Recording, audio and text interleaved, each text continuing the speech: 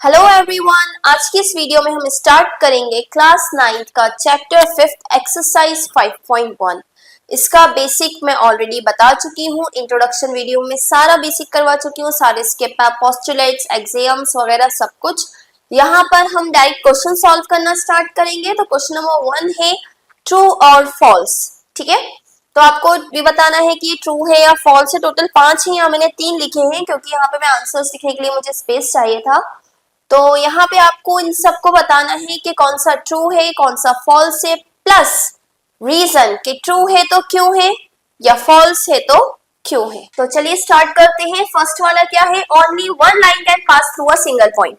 यानी एक अगर सिंगल पॉइंट है तो उससे सिर्फ एक ही लाइन पास हो सकती है। ट्रू है या फॉल्स? Obviously false. क्यों? एक पॉइंट से आप कितनी भी लाइंस आ सकती हैं, जितनी आप चाहें आप उतनी लाइंस से पास थ्रू करवा सकते हैं। ठीक है, तो यहाँ पे क्या आएगा, यहाँ पे मैं नीचे आंसर लिख रही हूँ।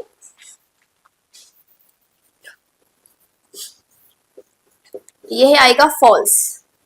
Reason, because infinite number of lines can pass through a single point.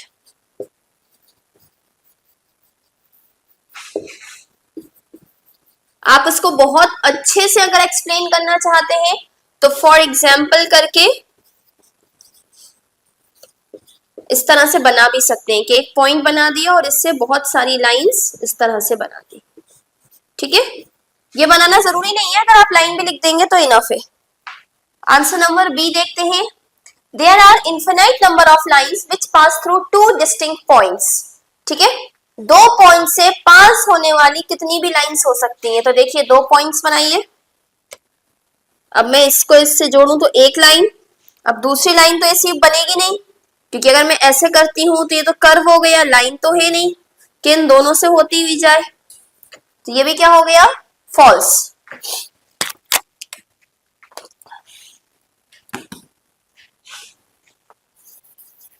Answer B भी क्या आ जाएगा आपका, false, because only one line can pass through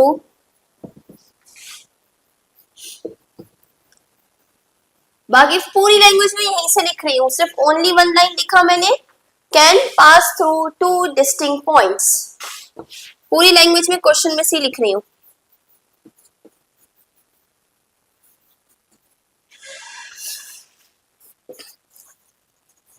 इसमें मैं फॉर एग्जाम्पल भी कर सकते हैं हम, जो हमने अभी बताया था कि अगर दो पॉइंट से एक है ए एक है बी तो इससे कितनी लाइंस पास हो सकती हैं, ओनली टू।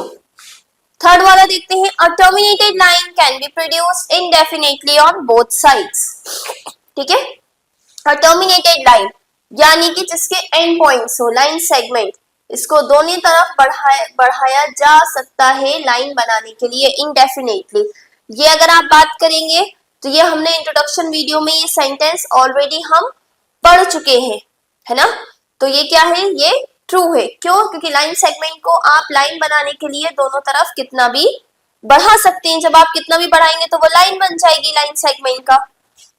तो आंसर सी लिखते हैं अब हम, ट्रू। ठीक है, अब इसके लिए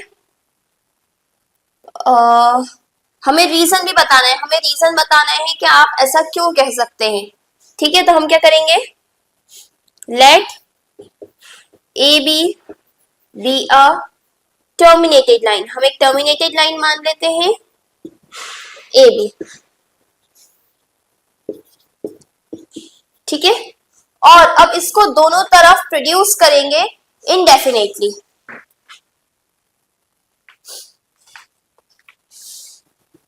यहां से और यहां से हम कर सकते हैं दोनों तरफ। तो यहां पे हम क्या लिखेंगे, we can see that It can be produced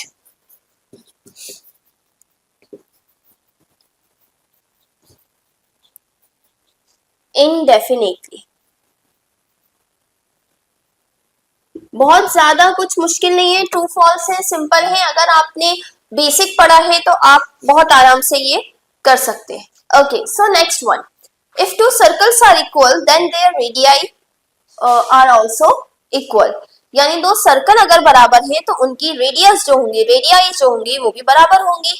ठीक है, तो ऑब्वियसली ये तो ट्रू है, दो सर्कल बराबर है तो रेडियस तो बराबर होगी ही। ठीक है, क्या कहेंगे हम, because two equal circle means, दो इक्वल सर्कल का मतलब क्या हुआ, डिस्टेंस बिटवीन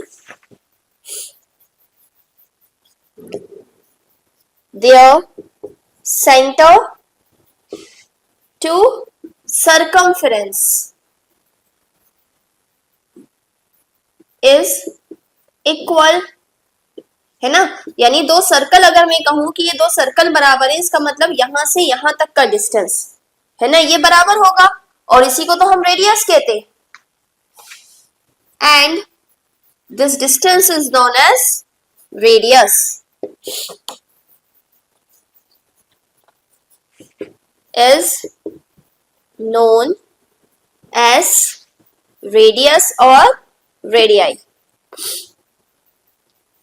क्योंकि आपको क्वेश्चन में रेडियाई दिया है।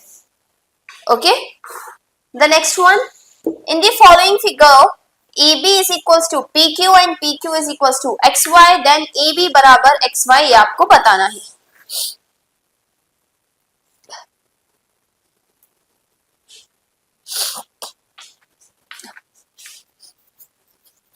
तो आपको अगर याद होगा कि यही यूक्लिड्स की फर्स्ट एक्साइम थी, सो फिफ्थ वाले में अगर हम देखें, ठीक है, ए बी पी क्यू के बराबर है, पी क्यू एक्स वाई के बराबर है, तो आपको याद होगा कि यही यूक्लिड्स की फर्स्ट एक्सियम थी, क्या, कि अगर ए बी पी क्यू के बराबर है, पी क्यू एक्स वाई के बराबर है, तो ए बी एक्स वाई के बराबर होगा। तो ये भी क्या होगा, true, according to Euclid's first axiom,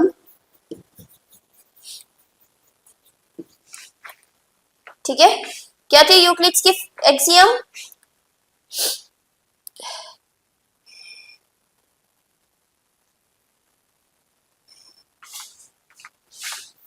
things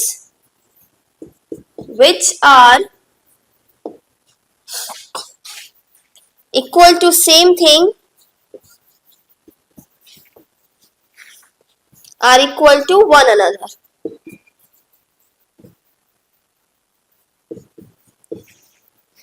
अगर आपको एक्सियम्स नहीं पता है तो आप इंट्रोडक्शन वीडियो देख सकते हैं, वहां मैंने इसको एक्सप्लेन करा है। तो हेंस इफ ए बी बराबर है पी क्यू के एंड पी क्यू बराबर है एक्स वाई के, तो पी क्यू एक ही चीज है, यानी ए बी और एक्स वाई भी बराबर होंगे। ठीक है, तो ये पांचों हमने अब बता दिए ट्रू फॉल्स विथ रीजंस। आपको रीजंस लिखने को कहा है तो आप रीजंस लिख दीजिएगा, अगर एग्जाम में रीजन लिखने को नहीं आता तो रीजन लिखना कोई कंपल्सरी नहीं है। Moving on to question number 2। So friends, moving on to question number 2। Question number 2 में आपसे क्या कहा है, give the definition of following terms. यहाँ पे जो आपको 5 चीजें दी हैं, parallel lines, perpendicular lines, line segment, radius of circle और स्क्वायर, इनकी डेफिनेशन लिखना है। उसके बाद हमें बताना है are there other terms that need to be defined first. इनको डिफाइन करने के लिए क्या ऐसी कोई टर्म्स हैं जिन्हें हमें पहले डिफाइन करना पड़ेगा, वो कौन सी है और उन्हें आप कैसे डिफाइन करेंगे। तो इनसे पहले हमें उन्हें डिफाइन करना है, उन टर्म्स को। जैसे पैरेलल लाइंस को डिफाइन करने से पहले आपको लाइंस पता होना चाहिए, है ना। लाइन को डिफाइन करने से पहले आपको पॉइंट, लाइन सेगमेंट के लिए आपको पॉइंट पता होना चाहिए, पॉइंट की डेफिनेशन, देन लाइन की डेफिनेशन। इधर की बात करें radius of circle, radius of circle के लिए आपको पता होना चाहिए सर्कल क्या होता है, ठीक है। और परपेंडिकुलर लाइंस के लिए आपको एंगल पता होना चाहिए, एंगल के लिए आपको रे पता होनी चाहिए, स्क्वायर के लिए आपको प्लेन पता होना चाहिए, और क्वाड्रिलेटरल, क्योंकि डेफिनेशन में ये सारे वर्ड्स यूज होने वाले हैं। तो हमें क्या करना है कि are there other terms that to be need to be defined first, इनके थ्रू ही हम इनकी डेफिनेशन बनाएंगे। तो पहले हमें इनकी डेफिनेशन लिखना है, देन इनसे इनकी डेफिनेशन लिखना है। क्लियर? क्वेश्चन समझ में आया?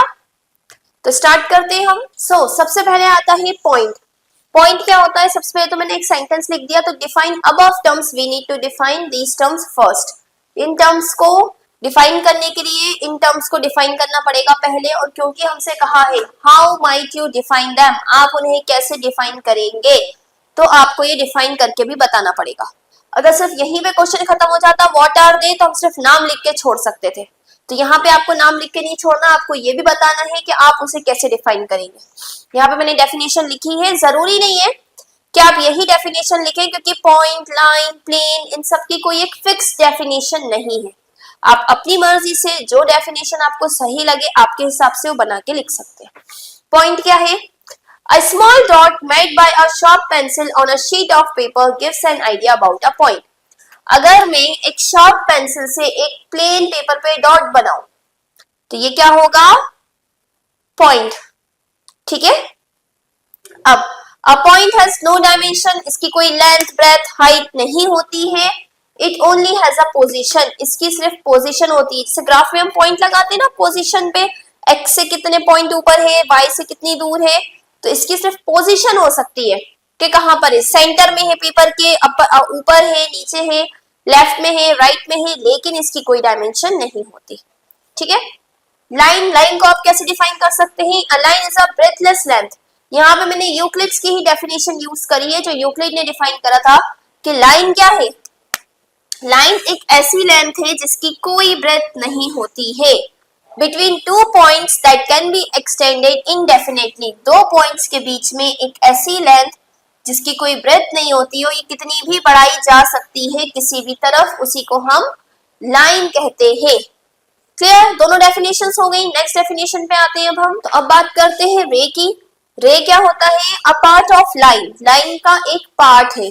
लाइन जो होता है ऐसी होती है, ठीक है।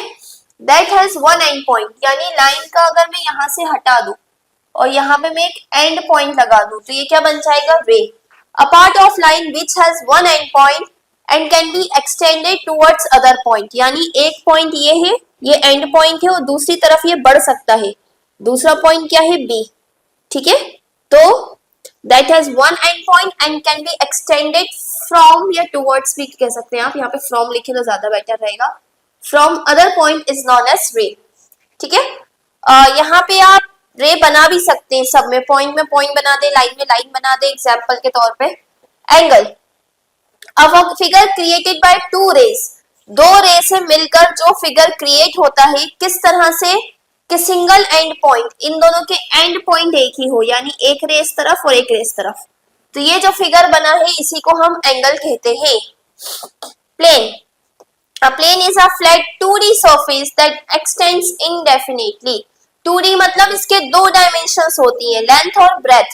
तो जब लेंथ और ब्रेथ मिलके कोई एक सरफेस बनाएगा, ठीक है, जैसे आप स्क्वायर या बोर्ड है या आपका पेपर है, तो इसी को हम क्या कहते हैं? प्लेन, ठीक है। जैसे आपका पेपर जो है उसको हम प्लेन कहेंगे, ठीक है।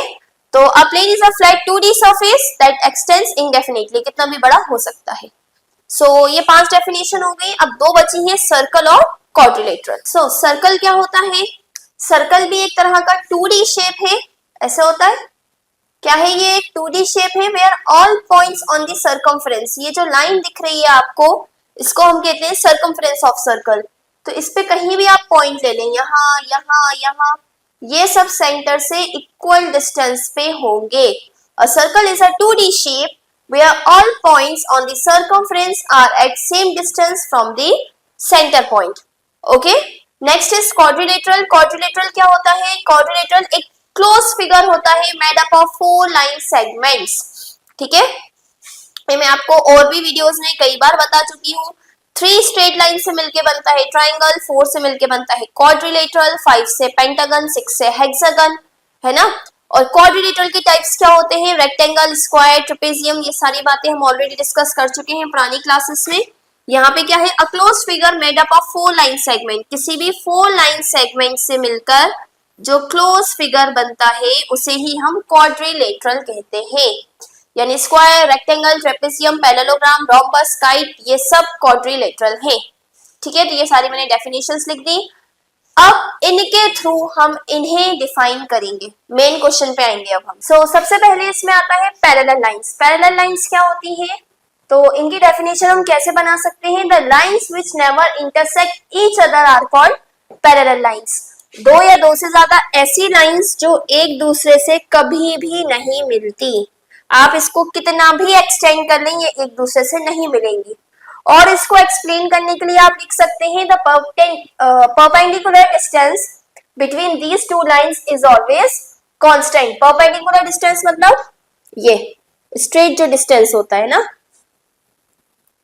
ये आप कहीं से भी नाप लें, शुरू लाइंस के शुरू से, बीच से या एंड से, ये हमेशा बराबर आएगा। अगर यहाँ पे ये 4 सेंटीमीटर है तो यहाँ भी 4 सेंटीमीटर होगा, यहाँ भी 4 सेंटीमीटर होगा। तो इस तरह से आप पैरेलल लाइंस को डिस्क्राइब कर सकते हैं। नेक्स्ट है perpendicular lines, if two lines intersect each other at 90 degree. देखिए यहाँ पे एंगल का यूज हो गया ना, यहाँ पे लाइंस का यूज हो गया जो हमने अभी टर्म्स डिफाइन करी थी। If two lines intersect each other, दो लाइन से, एक ऐसी और एक ऐसी, क्यों ऐसी ऐसी क्यों बनाई मैंने, क्यों ये एक दूसरे पे 90 डिग्री पे इंटरसेक्ट करती हैं, चारों तरफ 90 डिग्री बनाती हैं। इन लाइंस को हम परपेंडिकुलर लाइंस कहते हैं, जब दो लाइंस एक दूसरे को टच होके 90 डिग्री का एंगल बनाती हैं। क्लियर, इजी सी डेफिनेशन है, आप चाहें तो साइड में फिगर भी बना सकते हैं और अच्छे से एक्सप्लेन हो जाएगा। नेक्स्ट है लाइन सेगमेंट। लाइन सेगमेंट क्या होता है, straight line drawn from one point to other. यहाँ पे देखिए लाइन और पॉइंट की जरूरत पड़ गई हमें। Straight line drawn from one point to another is known as line segment. यानी अगर आपके दो पॉइंट्स हैं तो एक पॉइंट से दूसरे पॉइंट तक जब लाइन को ड्रॉ करा जाए तो उसे लाइन सेगमेंट कहते हैं। और अच्छे से एक्सप्लेन करने के लिए आप इसमें लिख सकते हैं it has a fixed length. अगर आपको और अच्छे से डिफाइन करना है वैसे ये डेफिनेशन भी एग्जैक्ट सही होगी। नेक्स्ट आता है radius of a circle, the distance between the centre of circle. ठीक है, एक सर्कल है, उसके सेंटर से टू द एंड पॉइंट, यानी एंड पॉइंट या सर्कमफ्रेंस, बात एक ही है, is known as radius of the circle. इस तरह से आप इसको डिफाइन कर सकते हैं। लास्ट वन देखते हैं हम, लास्ट है स्क्वायर। तो स्क्वायर क्या है, स्क्वायर इज अ क्वाड्रिलेटरल, एक तरह का क्वाड्रिलेटरल है, मतलब चार साइड वाला क्लोज शेप है। ठीक है, in which all sides are equal, जिसकी चारों साइड्स इक्वल होती हैं, ऐसा। ठीक है, चारों साइड्स इक्वल होंगी और सारे एंगल्स भी 90 डिग्री के होते हैं। यानी एक स्क्वायर है ए बी सी डी, इसमें चारों एंगल्स 90 डिग्री के हैं और सारी साइड्स बराबर है। ओके, तो ये आपकी पांचों डेफिनेशंस हो गई। आई होप आपको डेफिनेशन समझ में आई होंगी। दोनों ही क्वेश्चंस में कुछ भी सॉल्व करने का नहीं था, सिर्फ डेफिनेशन थ्योरी बेस्ड अभी हम चल रहा है। आगे के क्वेश्चंस में सॉल्व भी करने को आएंगे, कुछ प्रूफ करने को भी आएगा। वो हम नेक्स्ट वीडियो में देखेंगे। इसी तरह की और वीडियोस के लिए please do like, share and subscribe to my channel. Thank you.